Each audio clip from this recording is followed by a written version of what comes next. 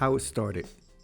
In 1915, in response to the lack of information on the accomplishments of black people available to the public, historian Carter G. Woodson co-founded the Association for the Study of Negro Life and History. In 1926, the group declared the second week of February as Negro History Week to recognize the contributions of African Americans to U.S. history. Back then, few people studied Black history, and it wasn't included in textbooks prior to the creation of Negro History Week.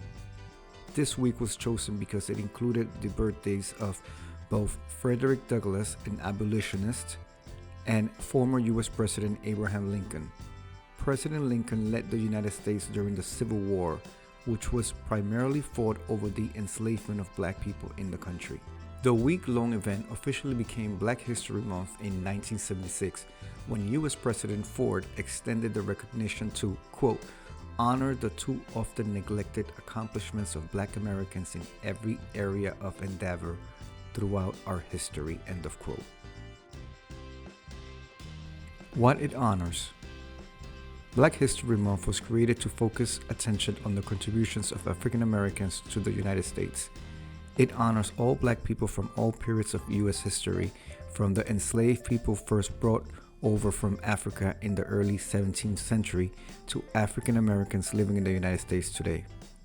Among the notable figures often spotlighted during Black History Month are Dr. Martin Luther King Jr., who fought for equal rights for blacks during the 1950s and 60s, Thurgood Marshall, the first African American justice appointed to the United States Supreme Court in 1967, Mae Jemison, who became the first female African American astronaut to travel to space in 1992, and Barack Obama, who was elected the first ever African American president of the United States.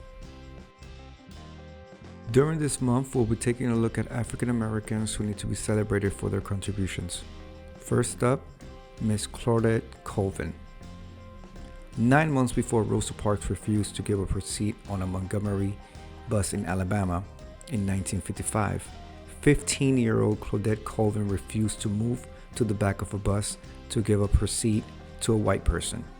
When the bus driver ordered her to get up, she refused to say she had paid her fare and it was her constitutional right.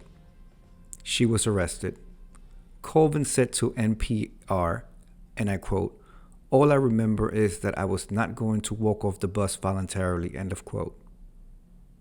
Colvin later became the main witness in the federal lawsuit Browder v. Gale, which ended segregation on public transportation in Alabama.